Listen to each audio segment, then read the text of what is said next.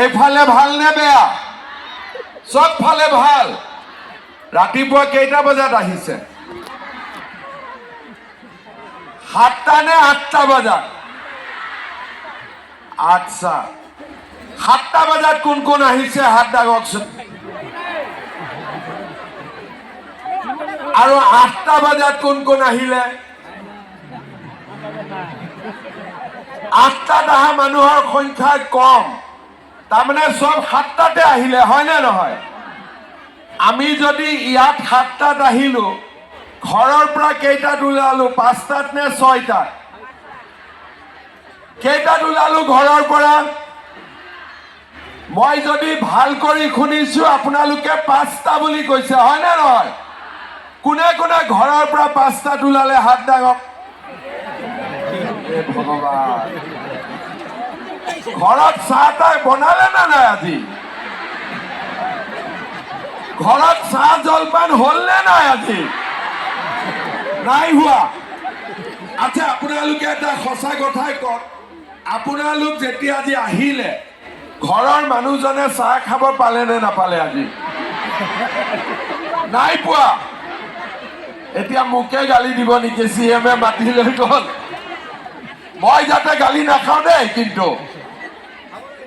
আৰু আজি যদি আপোনালোকে চেকখন লৈ নাযায়, ঘৰত আপোনালোকক বহুত জোকাব কিন্তু, হয় নে নহয়?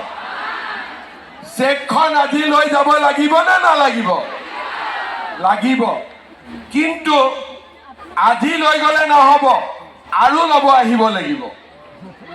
বুজি পালে নে নাই? এবাৰতে ললে নহব, মাজে মাজে এনেকে আপোনালোকে চেক লব আহি থাকিব লাগিব। আৰু কেনেকে আহি থাকিব লাগিব তাৰ বিষয়ে মই আপোনালোকক বুজাই দিম। আপোনালোকে মোৰ কথাখিনি ধুনীয়াকৈ শুনিব। এইখন এখন বহুত ভাল আঁচনি, আৰু আপোনালোকে যদি মোৰ কথা মতে চলে আপোনালোক বহুতখিনি আগুৱাই যাব পাৰিব।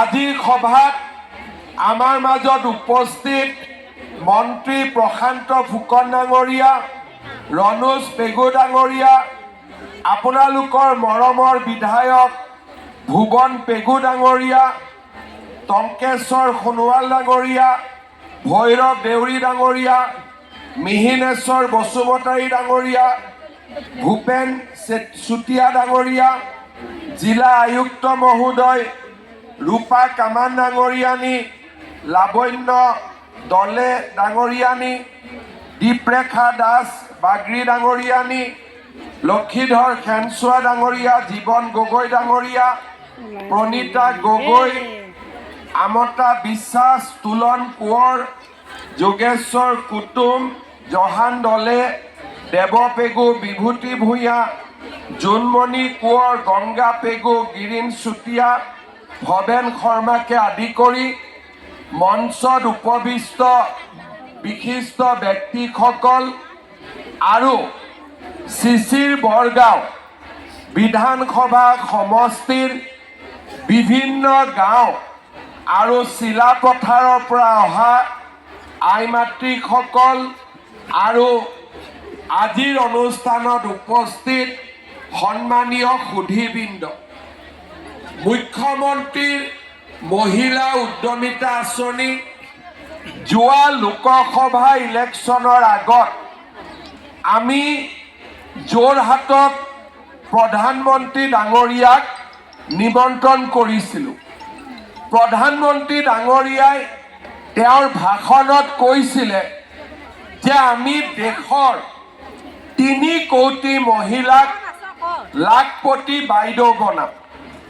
তেতিয়া মই চিন্তা কৰিছিলোঁ যে প্ৰধানমন্ত্ৰী ডাঙৰীয়াই 3 কোটি মহিলাক লাখপতি বাইদেউ বনাব, অসমৰ মহিলাসকলক আমি কেনেকে লাখপতি বাইদেউ বনাব পাৰোঁ, এই চিন্তাৰ ফচল হিচাপে জন্ম পালে মুখ্যমন্ত্ৰীৰ। তেওঁলোকে মোক কৈছিলে যে 4 লাখ আত্মসহায়ক গ্ৰুপ আমাৰ অসমত আছে। মই সুধিছিলোঁ যে 4 লাখ গ্ৰুপত সদস্য কিমান আছে।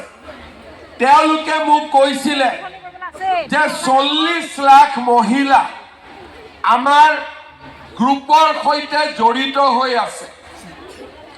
40 লাখ মহিলা আমি যদি আগবঢ়াই ল'ব চেষ্টা কৰোঁ, আমাক কিমান টকা লাগিব। তেওঁলোকে মোক কৈছিলে যে আমি গ্ৰুপত ৰিভলভিং ফাণ্ড দিওঁ, CLFক সহায় কৰোঁ, ভিঅ'ক সহায় কৰোঁ, বেংকে লোন দিয়ে। আপুনি যদি বিচাৰে প্ৰত্যেকটো গ্ৰুপক 25,000 কৰি টকা দিব পাৰে। তেতিয়া মই কৈছিলোঁ যে গ্ৰুপত আমি সহায় কৰি আছোঁ, কিন্তু লাখপতি বাইদেউটো নিজেহে হ'ব, গ্ৰুপটোতো নহ'ব। গতিকে লাখপতি বাইদেউ যদি আমি বনাব লাগে, আমি ব্যক্তিগতভাৱে আমাৰ মাসকলক, বাইদেউসকলক, বৌসকলক সহায় কৰিব লাগিব। তেতিয়া মোক তেওঁলোকে কৈছিলে যে এইটো সম্ভৱ নহয়, কাৰণ